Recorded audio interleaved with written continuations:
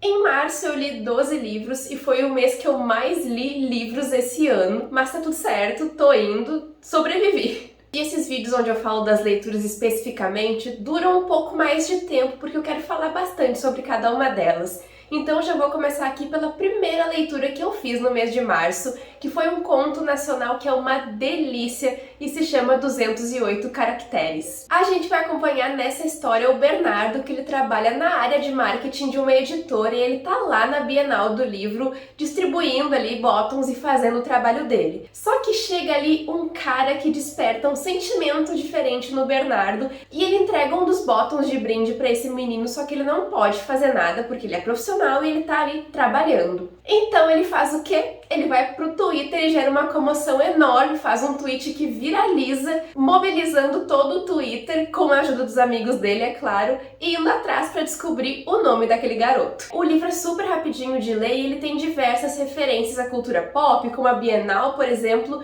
e autores nacionais. Tem aqui um autor no livro que o sobrenome dele é Avenidas, fazendo aí uma referência ao Pedro Ruas, que é um autor nacional. Eu acho isso muito legal, é uma homenagem muito bacana de se fazer, e sem contar que o livro é todo contado em forma de chat e tweets, é bem interativo e bem tranquilo de ler. Eu recomendo muito para quem gosta de romance e para quem quer aquela historinha assim, acredito no amor à primeira vista, o Insta Love. Eu recomendo muito essa história também para quem gostou de marketing do amor, que foi mais uma das leituras que eu fiz no mês de março. Os dois livros, eles têm essa pegada assim mais interativa. Aqui também tem trocas de e-mails. O livro é todo contado em conversas, e-mails e redes sociais. Então eles têm essa pegada, apesar de contarem histórias um pouco diferentes. Aqui o Thiago, que é o protagonista, ele trabalha numa agência de publicidade que está sendo comprada por uma outra empresa.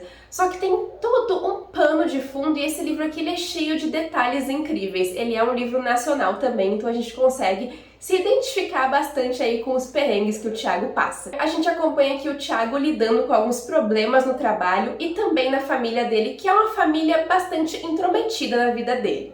Essa família vai fazer uma festa junina e o Thiago pede pra mãe dele que não convide muita gente do bairro, que não aceite muitas pessoas ali porque sempre dá muito problema, e a mãe dele convida todo mundo da vizinhança. E é exatamente isso que ela faz. Só que o que o Thiago não esperava é que ele ia encontrar o Vlad lá na festa, um estrangeiro super bonitão, super boa pinta e divertido, e eles vão ter uma noite juntos. Só que o Thiago não esperava é que o Vlad fosse se tornar o chefe dele depois da compra da empresa. É um livro mega divertido, eu acho essa dinâmica com a família muito interessante. Tem a dinâmica do Thiago com a melhor amiga dele, que também trabalha na empresa ali, a Brilhante. Também tem muita referência à cultura pop, sem contar que é muito rapidinho de ler esse livro. Eu acho que eu li ele em questão de horas, não foi nem um dia, foi horas. Acho que a escrita do Renato Rito é muito divertida e muito cativante. Lá em Brilhante, que é um conto dele que eu li também, eu super me diverti e gosto muito da dinâmica que tem nas histórias. Aqui não foi diferente, eu adorei esse livro,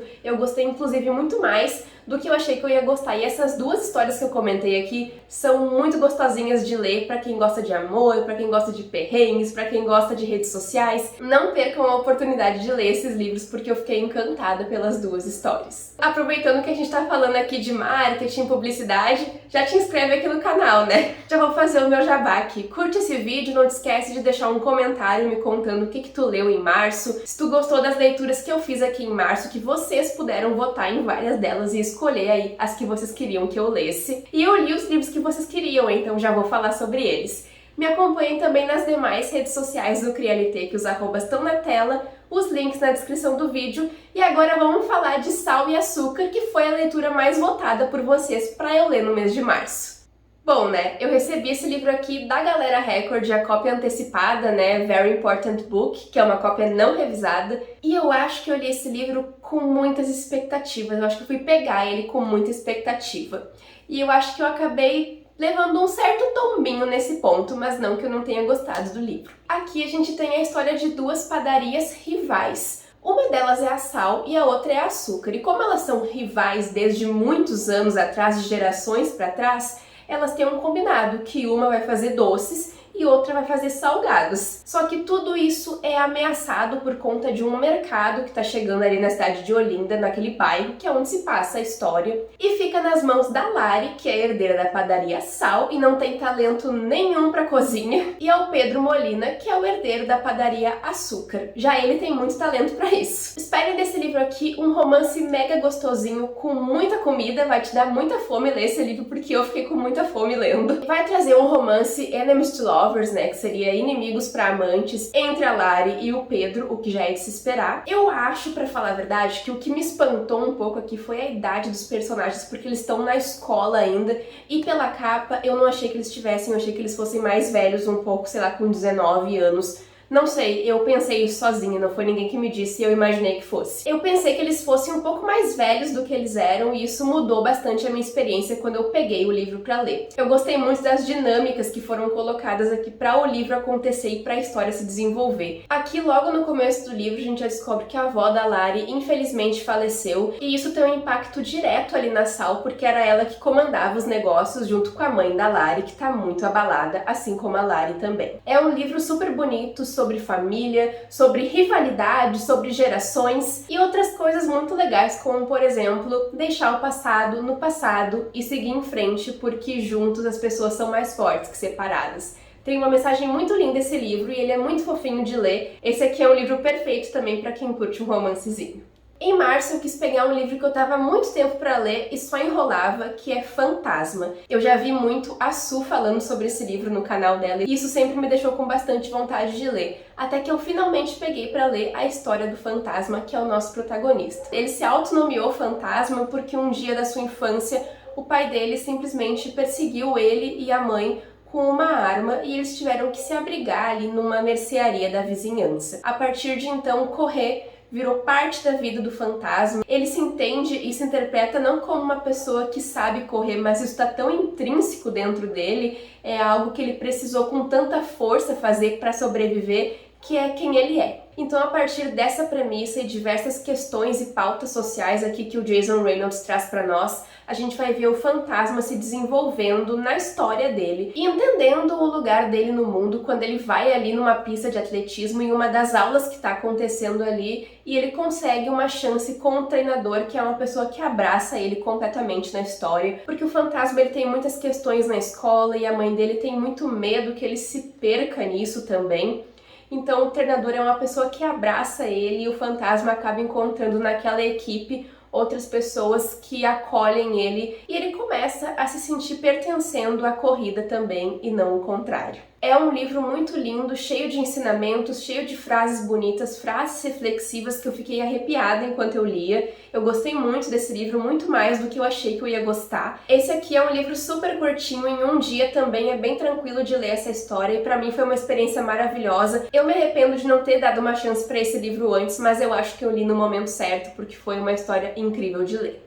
Eu li também Boa Garota, Segredo Mortal, que é a continuação de Manual de Assassinato para Boas Garotas. E eu já adianto que eu tive uma boa experiência com esse livro, continua sendo uma história super fluida pra mim, e eu não vou dar spoilers aqui, tá? Não se preocupem. Mas eu preciso dizer que o que faltou aqui pra mim foi o fator surpresa. Porque no primeiro volume, vocês sabem que eu gostei muito, que eu adorei, que foi uma surpresa maravilhosa a condução daquele mistério todo pra mim. Só que aqui eu não tive isso porque eu já tinha criado expectativas. Eu acho que aqui a autora não perde a mão em dar continuidade à história da Pip, mas eu acho que ela foca demais em algumas coisas que não tinham tanta relevância pra mim quanto tiveram no primeiro livro. Ainda segue naquele mesmo esquema assim de podcast, ela cria o podcast de fato, ele dá continuidade aos acontecimentos lá do primeiro livro, né? Faz algumas referências ao título e à história aqui na narrativa, traz outros personagens antigos, traz personagens novos e coloca aí um outro mistério nas mãos da Pip e também um novo desaparecimento. Eu achei que em certo ponto passou um pouco do limite, não sei se essa é a palavra que eu devia usar, mas eu acho que extrapolou um pouco ali a linha. Enquanto em Manual de Assassinato para Boas Garotas eu não achei tão inventivo e tão demais, eu achei que foi uma coisa que fez sentido. Aqui pra mim eu acho que já ultrapassou um pouquinho mais a linha do meu limite, do meu pessoal. Ainda assim eu vou querer continuar lendo o terceiro volume com certeza, porque a escrita da autora me convence demais. Eu gosto muito da Pip, gosto da ousadia dela, como ela continua sendo uma personagem que vai atrás do que ela quer, que busca fazer as coisas, que não dá as costas e que toma aqueles problemas pra vida dela e sempre acaba se ferrando no meio também. Eu gosto muito da Pip como protagonista porque ela se levanta, vai e faz, e não fica esperando ninguém fazer nada por ela. Eu vou ler sim o terceiro volume, que é Boa Garota Jamais, Boa Garota Nunca Mais, me esqueci o nome agora. Assim que eu tiver o terceiro volume e o último, eu acho, eu vou estar lendo com certeza pra eu saber qual vai ser o desfecho aí dessa trilogia. Eu espero muito que eu goste mais do que eu gostei desse aqui, mas eu acho muito difícil algum deles superar o primeiro volume, porque teve todo aquele fator da descoberta, da novidade, que agora já não tá mais tão presente assim. Mas eu espero que eu consiga gostar muito desse terceiro volume. Eu peguei pra ler um conto com uma premissa inacreditável de tão boa, que se chama O Coração Foi Feito para Ser Partido. É um conto nacional também que eu peguei no Kindle Unlimited, assim como os outros dessa lista. Aqui a gente encontra a história das mulheres da família Esposito. Só que essa família, ela tem uma peculiaridade muito específica. Todas elas estão destinadas a se apaixonarem perdidamente e morrerem por conta de terem seus corações partidos. Os corações literalmente partidos. A gente vai acompanhar aqui uma das mulheres dessa família contando alguns relatos do passado e o presente. A gente vai entender como é que esse lance do coração partido funciona, mas até um certo ponto. Apesar de eu ter achado que a história ficou um pouco vaga em alguns momentos em relação à irmã da protagonista, em relação ao coração partido, eu fiquei tão apegada à premissa e à ideia do conto que eu não vou conseguir me desvencilhar disso, e só isso já me fez assim ficar enlouquecida com a história e me apaixonar por ela. Esse livro é ótimo pra quem curte fantasia, uma coisa mais assim fora do lugar, que deixa a gente pensando fora da caixinha. Eu gostei muito da história, apesar desses pontos que eu citei, mas ainda assim, gente, só pela premissa é inevitável de ler essa história. Quando eu li essa premissa, eu já saí correndo pra pegar o livro pra ler, porque não tinha como ficar sem ler essa história depois de ver uma premissa dessas. Água Doce também foi uma das leituras que eu fiz no mês de março e, meu Deus, como eu tenho dificuldade de falar sobre esse livro. Aqui a gente vai acompanhar a história da Ada, e é uma história extremamente peculiar, pessoal. É muito complicado explicar esse livro aqui em poucas palavras, mas eu vou tentar. Primeiro que eu não consigo nem resumir a minha experiência, porque eu imergi tanto nesse livro, eu entrei tanto pra dentro da história que eu sentia que eu não tava nem em casa, parecia que eu tava em outro lugar, num lugar escuro, só vendo as cenas acontecendo dentro da minha cabeça. Só isso aí, pra mim, já é uma coisa incrível quando um livro consegue mexer comigo dessa forma. Mas aqui a gente vai encontrar a história da Ada. A Ada, ela é meio que filha do deus Piton. Só que ela foi gerada no ventre de uma mãe, de uma mulher comum, uma mulher normal, mas por conta das orações, das rezas que o pai dela fez, esse Deus ouviu e ela nasceu com vários seres dentro de si. E a gente vai acompanhar simplesmente a Ada crescendo, se desenvolvendo como um ser humano, com esses seres dentro da cabeça dela, tomando conta do corpo dela, tomando decisões por ela, vendo ela tomar decisões, e ela começa cada vez mais a se assemelhar com esses seres, sem pudor, sem gênero. Isso é algo muito interessante na história também, porque ela é narrada como nós fomos, nós viemos, nós vamos ir, nós queremos. É algo muito diferente, algo muito interessante de ser lido, é uma experiência literária incrível. Existe aqui uma metáfora muito forte com o título da história, e eu gosto muito quando isso é presente nas histórias, que a gente entende o título, ou pelo menos tá ali a ideia pra gente conseguir desenvolver enquanto lê, enquanto leitor. Mas esse livro aqui me colocou tanto pra pensar, tanto pra refletir, e vocês sabem que é isso que eu tô procurando. O livro ele traz tantos questionamentos, tantos aprendizados, tantos ensinamentos que eu jamais ia imaginar que eu ia ter com essa história aqui. Ela é uma história muito imersiva, é uma história muito assim que a gente tem que parar, pensar e sentir, prestar atenção na mensagem que ela quer nos passar. É muito importante que o leitor esteja disposto a isso. E eu tava. Depois de ler o livro, eu entendi muito bem a capa, entendi o título, pelo menos eu acho que eu entendi, consegui interpretar várias coisas de diversas maneiras, de ver a Ada crescendo e se desenvolvendo em meio àqueles seres, as decisões que ela faz para a vida dela, as coisas que ela vai passar, a gente tentando entender as questões de deuses, seres, criaturas, seres humanos. É um livro gigante. Apesar de ser pequeno, é um livro gigantesco em conteúdo, em ensinamentos, em história, em reflexão. Esse livro aqui é uma aula para se parar e pensar sobre histórias, se parar e pensar sobre escrita e sobre o mundo e sobre as coisas que a gente acredita. Eu saí desse livro muito mexida, eu tive muita dificuldade de dar uma nota para ele, nem dei ainda, mas não sou muito apegada em nota, assim, então eu acho que eu vou mais pelo que eu sinto no meu coração. E esse livro, com certeza, mexeu demais comigo.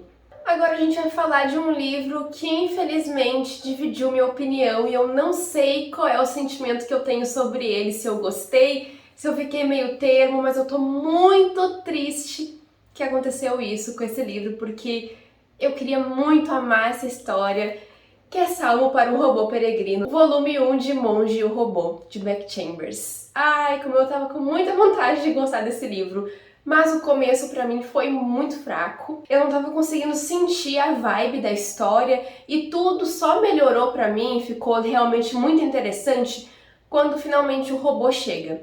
Porque aqui a gente conversa muito sobre gênero, sobre os robôs, sobre a história da humanidade também, através de Monge, que é quem está em protagonismo na história, e o robô, que o robô ele tem um nome maravilhoso, isso eu achei incrível, eu até vou pegar o nome aqui. O nome dele é Esplêndido Chapéu de Musgo Sarapintado, que é um cogumelo. E a interação de Monge com o robô é muito legal. Quando começam as conversas, quando começam a se entender, falar sobre a humanidade, como vivem humanos, como vivem robôs, a história se engrandeceu demais pra mim, mas o começo foi muito difícil. Porque aqui nessa história a gente tem toda uma dinâmica acontecendo, onde os robôs deixaram as fábricas e foram se exilar em um lugar que ninguém sabe onde. E a gente começa a história acompanhando Dex, que tá em protagonismo, e é um monge de chá que sai peregrinando aí pelas cidades, pelos lugares, até que dá de conta com o cogumelo, o robô. O engraçado é que eu imaginei os equipamentos bem dessa forma como tá aqui na capa. E assim, eu queria muito ter amado esse livro desde o começo, porque eu criei toda uma história na minha cabeça, criei toda uma narrativa que eu ia amar esse livro, mas assim, não funcionou desde o início.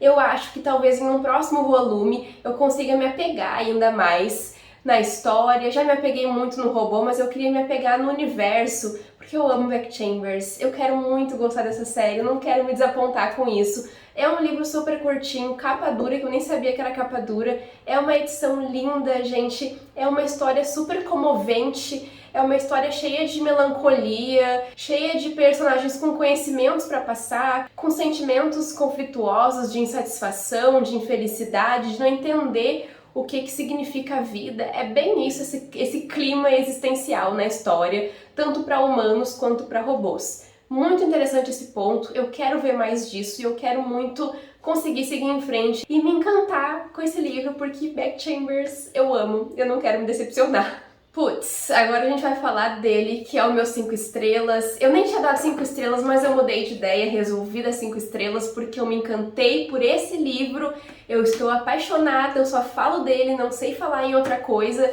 Eu amei a experiência que esse livro me proporcionou, eu tô incompleta agora que eu já terminei de ler esse livro, que é Amanhã, Amanhã e Ainda Outro Amanhã. Aqui é uma história perfeita para quem ama games, para quem ama assim, interações pessoais entre personagens, personagens incompletos também, personagens que não se sentem satisfeitos, personagens que estão no topo do mundo e não conseguem sentir nenhuma diferença nisso, somente uma tristeza e um vazio enorme. Aqui a gente tem a história do Sam e da Sage, que eles são os protagonistas do livro, eles se conhecem desde a infância em uma coisa ali muito específica que aconteceu em um hospital, e eles acabam se reencontrando. Eles trabalham na área de designer, TI, programação, então eles resolvem simplesmente se unir para fazer um jogo de videogame que se chama Ichigo. E a partir disso a gente vai acompanhar relações de personagens, construção de personagens, conflitos entre eles, a criação do Ichigo, outros jogos que surgem disso,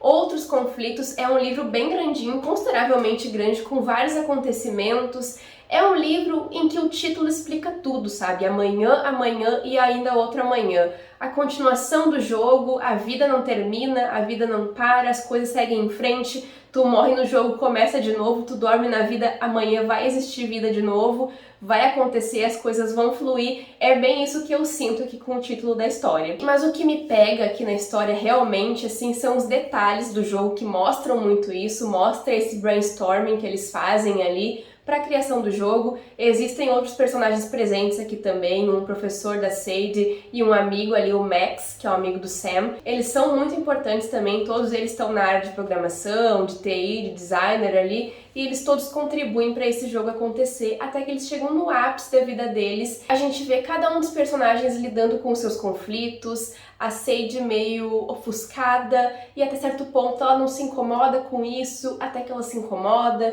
porque quem vira a cara do jogo ali é o Sam, e o Sam tem muitas questões na vida dele também, ele tem uma questão ali na perna dele, que é algo muito presente na história. A gente tem um conflito amoroso entre os personagens também, entre o Sam, a Sadie e a Sadie com as demais pessoas que estão ali ao redor. Essa sensação de melancolia é muito presente aqui no livro, eu chorei muito depois de ler, porque eu li ele em viagem e eu não podia chorar porque tinha mais gente no carro, mas depois que eu parei pra pensar sobre a história, porque ela não me larga, eu chorei muito. Eu me senti meio incompleta junto com o livro, assim, depois que eu terminei, depois que eu fechei a última página, eu senti um buraco no meu coração e eu amo quando um livro me faz sentir dessa forma. Eu acho que esse aqui é um livro que fala muito sobre amizade, sobre o lugar que nós viemos, um lugar em que nós pertencemos, nossas origens, nossas histórias, nossa vocação, tudo o que a vida é, sabe? O que a gente espera da vida, o que a gente vê e deixa passar, o que a gente vê e vai correr atrás pra fazer, sobre relações. É uma coisa muito íntima essa história, parece que tu tá entrando ali nos bastidores da vida daquelas pessoas.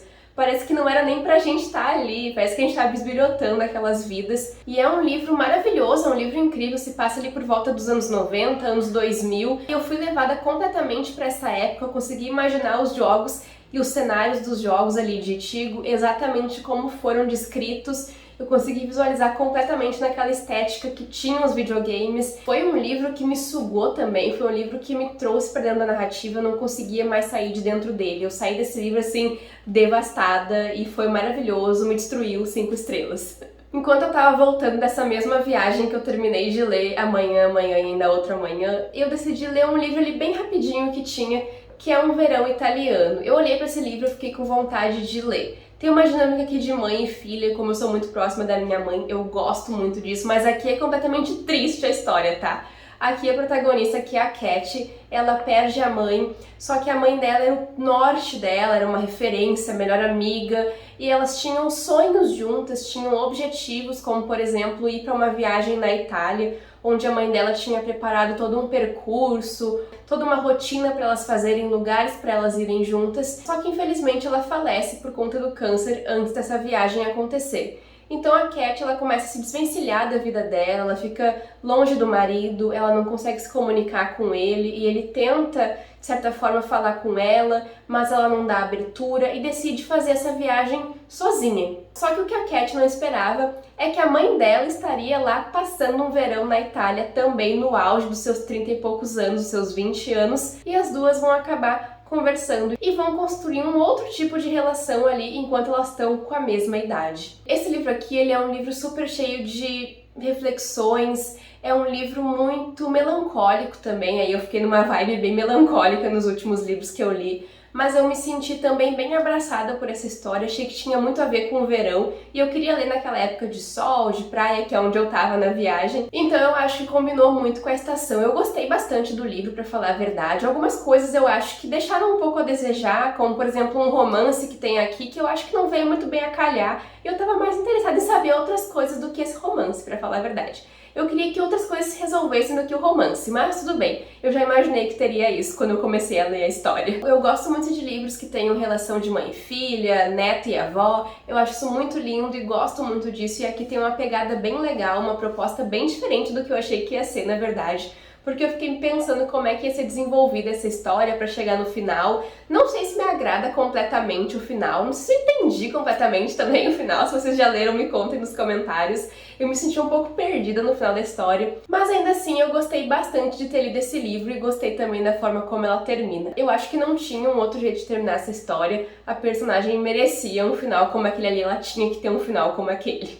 Eu finalmente li uma HQ que era a minha meta dos 25 livros pra ler antes dos 25, que é A Garota do Mar, e se não é a coisa mais fofa que eu já li na vida, é uma delas. Aqui nessa história lindíssima a gente vai acompanhar a Morgan, que ela esconde vários grandes segredos, mas um deles é que ela é lésbica e ela esconde isso das amigas dela, esconde isso de todo mundo às 7 chaves, até que ela vai encontrar uma pessoa muito específica, uma pessoa não, um ser, que é a Kelt, que é uma garotinha que é metade menina e metade golfinho. E a Kelt vai precisar da ajuda da Morgan por causa que a Morgan é o amor verdadeiro dela, tem toda uma situação ali e a Morgan não quer aceitar isso, e a Kelt sai do mar e vai pra terra com a Morgan, e a Morgan acaba se afastando das amigas dela, e as amigas dela não entendem muito bem isso, a gente vai acompanhar todo esse dilema da Morgan e da Kelt, porque elas vão precisar, além de salvar o amor delas, salvar também a família da Kelt, que são os golfinhos. Esse livro aqui é uma história maravilhosa, tem romance sáfico,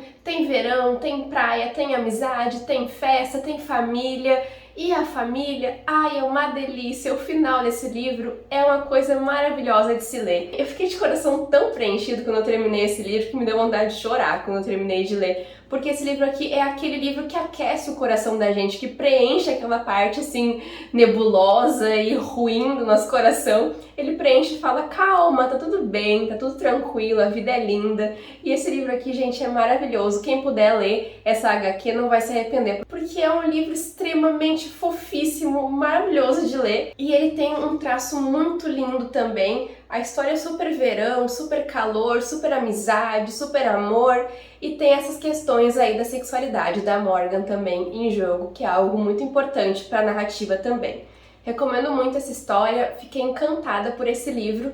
E agora a gente vai pro último livro que eu li esse mês, que teve até vlog aqui no canal. Para fechar as leituras de março, Amor nas Entrelinhas, que saiu aí um vlog e eu vou deixar no card para vocês, porque esse livro aqui, ele tem Enemies to Lovers, vou falar tudo em inglês agora porque vocês entendem que eu sei, né? Inimigos para amantes, Grumpy Sunshine, que é o raivoso e o raio de sol, a pessoa que sempre brava e o raio de sol. Tem uma quase Disney aqui, que é a Dreamland, que é a série dos bilionários de Dreamland.